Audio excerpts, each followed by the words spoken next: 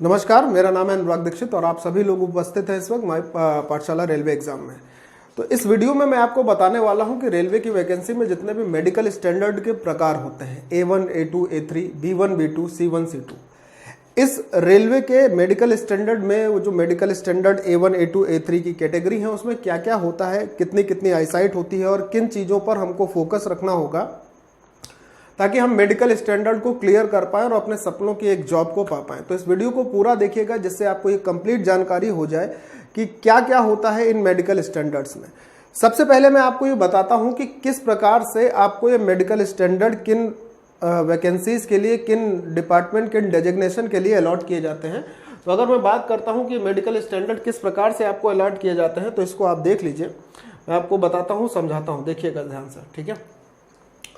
तो देखिए ये हमारे पास जो वैकेंसीज हैं, इन वैकेंसीज के लिए इस प्रकार के मेडिकल स्टैंडर्ड अलॉट किए जाते हैं। जैसे असिस्टेंट वर्कशॉप, ये पोस्ट का नाम है, डेजिग्नेशन का नाम है, डिपार्टमेंट इसका है मैकेनिकल और मेडिकल स्टैंडर्ड यहाँ पे लगता है C1, B1, B1, C1, इस तरीके के मेडिकल स्टैंडर्ड आपको देखने को मिल रहे होंगे। तो आपको यहाँ पर दो चीजें देखने को नहीं मिल पा रही होंगी, एक A3 मेडिकल स्टैंडर्ड नहीं देखने को मिल पा रहा होगा और एक C3 मेडिकल स्टैंडर्ड देखने को नहीं मिल पा रहा है। तो मैं आपको बता दूं कि आपको अगर ये मेडिकल स्टैंडर्ड नहीं देखने को मिल पा रहे हैं तो इसमें आप रिजेक्शन में आएंगे या सिलेक्शन में होगा। मैं आपको समझाता हूं, दिखाता हूं, देखिएगा, ध्यान से समझिएगा। सपोज करिए कि आपको असिस्टेंट ब्रिज के इंजीनियरिंग डिपार्टमेंट में B1 मेडिकल स्टैंडर्ड मिला और आप A1 मेडिकल स्टैंडर्ड को क्वालिफाई कर चुके हैं, मतलब A1 मेडिकल स्टैंडर्ड के श्रेणी में आते हैं। A1 मेडिकल स्टैंडर्ड इन सभी मेडिकल स्टैंडर्ड में सबसे अच्छा होता है। तो अगर आप A1 में हैं, A1 मेडिकल स्टैंडर्ड क्लियर कर चुके हैं तो आप किसी भी पोस्ट के लिए अप्लाई कर सकते हैं। कोई भी पोस्ट के लिए आपको वैकेंसीज मिल सकती है किसी भी RRC बोर्ड में। मेरी बात को समझिएगा, क्योंकि कई सारी RRC बोर्ड में, अगर मैं आगे बात करूंगा तो कई सारी RRC बोर्ड में कई सारे पदों पर ये जो मेडिकल स्टैंडर्ड होते हैं कुछ में पोस्ट होती है, कुछ में नहीं होती है। जैसे अगर मैं बात कर लेता हूं, जैसे यहाँ पर 6वीं पोस्ट है असिस्टेंट लोको शेड इलेक्ट्रिकल की, जिसका मेडिकल स्टैंडर्ड है B1 और असिस्टेंट ऑपरेशन इलेक्ट्रिकल की जिसका मेडिकल स्टैंडर्ड है B2। अब अगर आप A1 वाली कैटेगरी में आते हैं तो ये B1, B2 आपका ऐसे ही क्लियर होगा। इसके डिटेल में भी हम लोग चलेंगे। पहले मैं आपको ये समझाना चाह रहा हूं कि इसमें आपको क्या अंतर देखने को मिल सकता है और कैसे आप सेलेक्ट होंगे और कैसे रिजेक्ट होंगे, समझिएगा ध्यान से। जैसे अगर मैं बात कर लेता हूं 6 और 7, ये आपका जो डिवीजन है ना, ये डिवीजन है RRC वैकेंसी की टेबल का है मुंबई का। तो 6 और 7 यहां पर है, 6 और 7 यहां पर होने का मतलब 6वीं के लिए B1 था और 7वीं के लिए B2 था। तो अब देखते हैं कि अगर 6वीं 7वीं किसी में नहीं होती है तो उस पर हमें क्या मिलता है, इस चीज को देखिएगा। 6वीं 7वीं यहाँ पे भी है, इलेक्ट्रिकल के लिए भी है, ये भुवनेश्वर वाला हो गया, 6वीं 7वीं यहाँ पे भी है, कोलकाता में भी 6वीं और 7वीं है, जयपुर वाले में आते हैं, ये इलाहाबाद वाला हो गया, ठीक है। थोड़ा सा आप समय दीजिएगा तो मैं आपको पूरे अच्छे ढंग से समझा पाऊंगा। जैसे यहाँ पर आते हैं तो आप यहाँ पर क्या देख रहे हैं कि ये नॉर्थ वेस्टर्न रेलवे जयपुर है। अब यहां पर जो पोस्ट थी ना 6वीं और 7वीं, वो मिसिंग है कि वो पोस्ट यहां पर नहीं है। और सपोज करिए कि आप B1 मेडिकल स्टैंडर्ड या B2 मेडिकल स्टैंडर्ड को पास कर चुके हैं और आप देखना चाहते हैं कि यहाँ पे आपको पोस्ट हो जाए, तो आपको यहां पर उस मेडिकल स्टैंडर्ड में क्या होगा, क्योंकि पोस्ट ना होने की वजह से उस मेडिकल स्टैंडर्ड में आपको मतलब फेल हो जाएंगे और ये पोस्ट यहां पर आपको नहीं मिलेगी, क्योंकि इस RRC भर्ती बोर्ड में वो पोस्ट ही नहीं है। मेरी बात को आप समझ पाए होंगे कि अगर आपके पास B1 और B2 मेडिकल स्टैंडर्ड की बात हो रही तो वो मेडिकल स्टैंडर्ड अगर इसमें नहीं है तो ये पोस्ट आपको फिर मिल नहीं पाएंगी। आप RRC जयपुर वाली नॉर्थ वेस्टर्न रेलवे की इस वैकेंसी के लिए एप्लीकेबल नहीं होंगे, ठीक है। मेरी बात आपको समझ में आई होगी। अब अगर मैं आगे बढ़ता हूं, थोड़ी सी चीजों पर और जानकारी लेकर आपके आगे बढ़ते हैं, तो यहां पर मैं आपको ये बता रहा हूं, थोड़ा सा ध्यान से समझिएगा कि ये जो मेडिकल स्टैंडर्ड होते हैं इनका एक्चुअल क्राइटेरिया क्या होता है, कि आप किस मेडिकल स्टैंडर्ड में अपने आप को समझते हैं। तो ये क्राइटेरिया मैं आपको थोड़ा सा बताना चाहूंगा कि कैसा क्राइटेरिया होता है, आपको क्या तैयारी रखनी होगी किस प्रकार के मेडिकल स्टैंडर्ड की, तो वो मैं आपको यहाँ पर बता देता हूँ, समझिएगा बहुत ध्यान से, ठीक है। एक एक चीजों को समझने की पूरी कोशिश करिएगा। जैसे मेडिकल स्टैंडर्ड की बात होती है तो अगर मैं सबसे पहले की बात करता हूं तो हमारा सबसे पहला हो जाता है A1 मेडिकल स्टैंडर्ड। उसको यहां पर नहीं लिखा गया है। A1 मेडिकल स्टैंडर्ड में मैं आपको ऐसे बता दे रहा हूं कि A1 मेडिकल स्टैंडर्ड क्या होता है कि आप फिजिकली फिट होने चाहिए, सबसे पहली बात। आपकी दोनों आई साइट यानी कि दाहिनी आंख और बाईं आंख दोनों का आई साइट 6/6 होना चाहिए और किसी भी प्रकार का कोई कलर विजन, कोई नाइट ब्लाइंडनेस, कोई चीजें ऐसी बाइनाकुलर विजन, ये सब नहीं होना चाहिए। तो आप A1 मेडिकल स्टैंडर्ड की कैटेगरी में आते हैं। क्लियर है? A2 मेडिकल स्टैंडर्ड की कैटेगरी क्या होती है, जो कि यहां पर लिखा गया है कि आप फिजिकली फिट होने चाहिए सभी चीजों में। दूसरी बात, आपके दोनों आंखों की जो दृष्टि है ना वो आपकी 6/9 होनी चाहिए। अब मन में ये प्रश्न उठ रहा होगा कि सर अगर एक आंख की दृष्टि 6/6 हो और दूसरी आंख की दृष्टि 6/9 हो तो हम किस मेडिकल स्टैंडर्ड में लाई करेंगे, किस मेडिकल स्टैंडर्ड में आएंगे? तो आप हमेशा याद रखिए कि A1 में आने के लिए आपके दोनों आंखों की दृष्टि को 6/6 होना हो चाहिए। अगर आपके एक आंख की दृष्टि 6/6 है और दूसरे आंख की दृष्टि 6/9 है तो भी आप A2 मेडिकल स्टैंडर्ड में ही आएंगे। A2 मेडिकल स्टैंडर्ड्स का क्राइटेरिया मैक्सिमम क्या होता है, 6/9 और 6/9 दोनों का। लेकिन अगर आप एक 6/6 और एक 6/9 है तो भी आप किस कैटेगरी में आएंगे, A2 में ही आएंगे।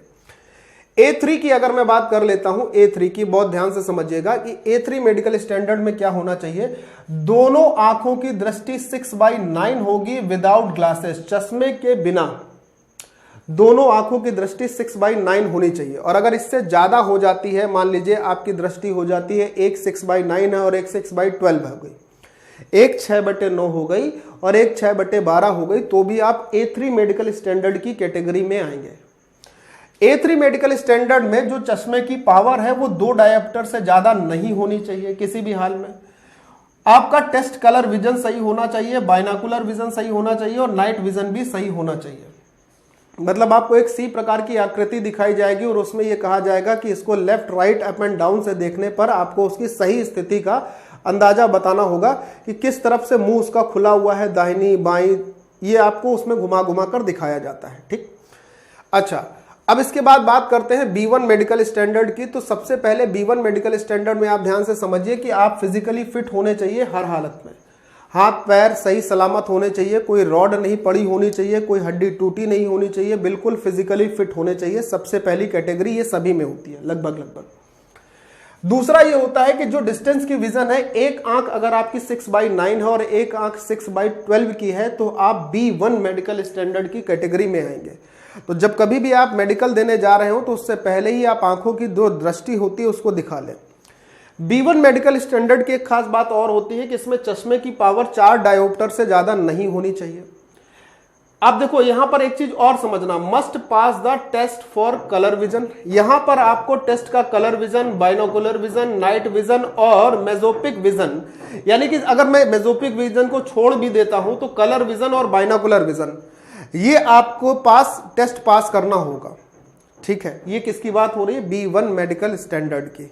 ठीक है, अब आते हैं B2 medical standard, physically fit in all respect. आप पूरी तरीके से शारीरिक रूप से स्वस्थ और दक्ष होने चाहिए। उसके बाद अगर डिस्टेंस के विजन की बात कर लेते हैं तो एक आंख 6/9 और एक आंख 6/12 की होनी चाहिए। देखना, चश्मे के साथ और विदाउट ग्लासेस, चश्मे के बिना। कह रहा है power of lens not to be exceeded 4 dioptre, चश्मे की पावर 4 डायोप्टर से अधिक नहीं होनी चाहिए। इसके लिए भी क्लोज वर रिक्वायरमेंट के लिए आपको इन टेस्ट को यानी बाइनोकुलर विजन को हर तरीके से पास करना होगा। बाइनोकुलर विजन मतलब चश्मे के साथ जो आपका टेस्ट लिया जाएगा उसको पास करना होगा। यहां पे बाइनोकुलर का विजन मतलब वो दूरबीन से नहीं होगा, आपके चश्मे का ही टेस्ट होगा। ठीक है, C1 मेडिकल स्टैंडर्ड ध्यान से समझिएगा, फिजिकली फिट होना चाहिए। ये सभी में रिक्वायरमेंट होती है, मैंडेटरी रिक्वायरमेंट होती है, चाहे वो A1 की बात हो, A2 की बात हो, A3 की बात हो, B1 की बात हो, B2 की बात हो, C1 की बात हो, C2 की बात हो। सभी प्रकार के मेडिकल स्टैंडर्ड में आपको फिजिकली अच्छे ढंग से फिट होना ही चाहिए। ये सबसे पहली कंडीशन और मैंडेटरी कंडीशन है, यानी कि आवश्यक शर्त है। अब अगर बात करें C1 मेडिकल स्टैंडर्ड की, तो डिस्टेंस की जो विजन है वो 6/12 और 6/18, यानी एक आंख से 6/12 और दूसरी आंख से 6/18 विदाउट ग्लासेस, ये बिना चश्मे के होनी चाहिए। इसके साथ अगर मैं रीडिंग की बात करूं तो क्लोज यानी कि नजदीक से आपके पढ़ने की शक्ति जो है ना वो सही होनी चाहिए। ये C1 मेडिकल स्टैंडर्ड की क्या है, अहर्ता है। C2 की क्या है, डिस्टेंस विजन जो होनी चाहिए वो 6/12 होनी चाहिए, निल विथ और विदाउट ग्लास। यानी कि चश्मे के साथ और चश्मे के बिना आपकी दृष्टि दोनों आंखों की कम से कम 6/12 तो होनी ही चाहिए। C2 मेडिकल स्टैंडर्ड पर हम लोग बात कर रहे हैं। Near vision combined with dark glasses where the reading और क्लोज वर्क इज रिक्वायर्ड। आप चश्मे के साथ और चश्मे के बिना, जहां पर क्लोज वर्क रिक्वायरमेंट की जरूरत है, यानी नजदीक से काम करने की जरूरत है, लिखने पढ़ने की जरूरत है, वहां आप चश्मे के बिना और चश्मे के साथ पढ़ने लिखने में सक्षम हो और आपकी दृष्टि दोनों ही आंखों की कम से कम 6/12 होनी चाहिए। क्लियर है बात, समझ में आ गई। अब 6/12 है तो चश्मा तो लगा ही होगा, सिंपल सी बात है। लेकिन उसके बावजूद चश्मे के साथ और चश्मे के बिना आप रीडिंग, यानी कि जो पास के नजदीक के वर्क है, या कंप्यूटर का हुआ या पढ़ने लिखने का या लिखने का हुआ, वो आप करने में सक्षम होंगे। ये C2 मेडिकल स्टैंडर्ड की बात है। अगर आप A1 मेडिकल स्टैंडर्ड को क्लियर करते हैं तो आप उसके नीचे आने वाले सारे मेडिकल स्टैंडर्ड यानी A2, A3, B1, B2, C1, C2 इस सभी में क्वालिफाई होते हैं। अगर आप A2 क्लियर करते हैं तो इसका मतलब ये बिल्कुल नहीं कि आप A1 के लिए एलिजिबल है, नहीं। अगर आप A2 क्लियर करते हैं तो आप A3, C1, C2 और B1, B2 के लिए एलिजिबल होंगे। इसी प्रकार से ये कैटेगरीज डिवाइड है। तो मुझे उम्मीद है कि इस चीज को आप बहुत ध्यान से समझेंगे। मेडिकल स्टैंडर्ड के लिए आप पहले से ही, जो बच्चे इसकी तैयारी कर रहे हैं, वो इस चीजों का ध्यान रखते हुए आगे बढ़ेंगे। अब मैं आपको एक चीज और बता देता हूं यहां पर कि थोड़ी सी चीजों को समझिएगा कि भाई पाठशाला रेलवे एग्जाम में देखिए, मेडिकल स्टैंडर्ड के साथ साथ आपकी पढ़ाई की भी बहुत जरूरत होती है। आप जब तक रिटन एग्जाम क्वालिफाई नहीं करेंगे, मेडिकल तक पहुंचने की कोई संभावना नहीं बनती है। तो रिटन एग्जाम क्वालिफाई करने के लिए पाठशाला रेलवे एग्जाम की तरफ से ये आपका मैथ का कंप्लीट कोर्स है अनुराग सर का, जिसमें उन्होंने वैदिक मैथ, कंप्लीट वैदिक मैथ, कौन सी मैथ, कंप्लीट वैदिक मैथ के साथ साथ जो कोर्स का अर्थमेटिक यानी अंक गणित और एडवांस वाला हिस्सा होता है वो पूरा कंप्लीट करा रखा है, अर्थमेटिक और एडवांस का हिस्सा। और इसके साथ साथ तमाम सारी ऐसी गणित की दुविधाएं जो आपको होती रहती है ना, वो इस कोर्स को लेने के बाद नहीं होंगी, ये मेरी 100% गारंटी है। और इसके साथ मैं आपको बोलूं कि ये कोर्स आपको सिर्फ और सिर्फ 1200 का नहीं पड़ेगा, ये और डिस्काउंटेबल प्राइस में पड़ेगा जब आप कूपन कोड का इस्तेमाल करेंगे। वो अनुराग सर का कूपन कोड है और वो कूपन कोड होगा AD10। अगर आप कूपन कोड इस्तेमाल करते हैं तो आपको ये मात्र 299 में पड़ जाएगा। इसके लिए आप हमारे सपोर्ट के नंबर 6393125760 पे कॉल कर सकते हैं या फिर 96961024 पर कॉल कर सकते हैं। ठीक है। दूसरी बात, यहां पर मैथ के साथ साथ और भी तमाम सारे पढ़ाई का स्टडी मटेरियल है। जैसे ये ALP का कंबाइंड बैच है, कॉम्बो बैच है, जिसमें आपको फाउंडेशन के साथ सारे सब्जेक्ट मिलते हैं और ये आपको मिलता है सिर्फ 864 रुपए में। और इसके लिए भी आपको उसी नंबर पर कॉल करना है 6393 और कूपन कोड AD10 के साथ आपको बताना है। ठीक।